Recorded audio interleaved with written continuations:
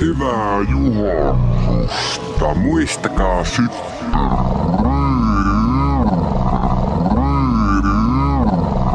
ryypätä ankarasti juhannuksena, mitä olisi juhannus ilman 3 promille humalaa. Halamumalaa.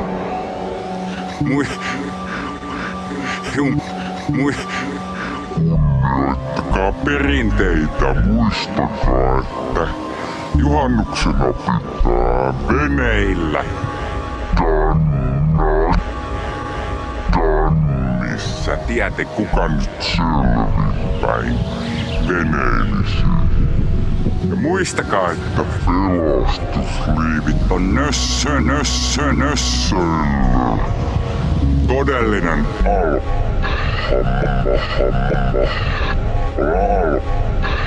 alhamale veneilee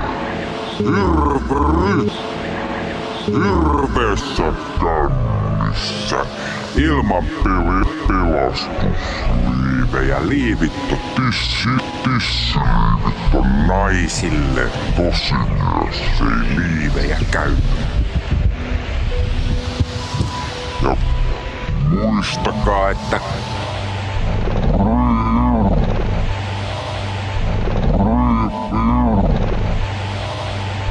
ryypätkään perkeleesti, jos juhannuksena on alle 10 hukkunutta, niin se ei oo juhannus eikä mikään.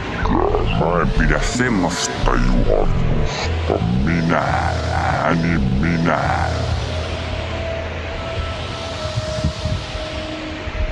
Kyllä 10 pitää saada vähintään, se on niinku vähimmäistavoite. Kunnioittakaa perinteitä.